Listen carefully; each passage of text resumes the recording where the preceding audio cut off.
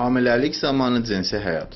Hamiləlikdə kiçik çanaq orqanlarına qan dövranının artması, hormonal sayrışmalar cinsi həvəsin artmasına gətirib çıxarır. Bu da təbii ki, cinsi həzz yaşama şansını artırır.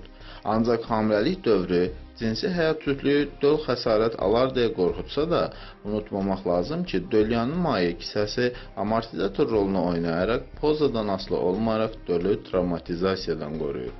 Digər tərəfdən normada uşaqlıq əzəllərinə çox sıx birləşdiyi üçün plasentanın qopma və düşük riski yoxdur. Uşaqlıq yolunu obrazlı olaraq içindən qatar keçən tunel kimi qəbul etsək, uzunluğu 15-30 sm olan uşaqlıq yolunda, uzunluğu 15-20 sm olan penisin heç vaxt uşaqlığa çatmayacağını və travma vurmayacağını qadın orqanizmində bucaq altında baş verən koitus prosesində əminliklə söyləmək olur. Qadın orqanizmi silkələnsə belə, dölyanı suların hesabına sanki yelləncəkdə yellənir.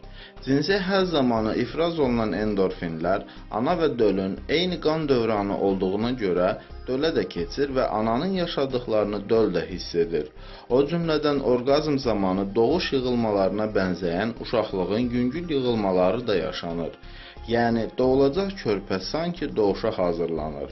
Hamilə qadının partnyoru tərəfindən cinsi yolla ötürülə bilən xəstəliyə yoluxdurulması, uşaqlıq boynunun seliyinin nə qədər baryer funksiyası oynamağına baxmayaraq ağırlaşmalar riskini artırır.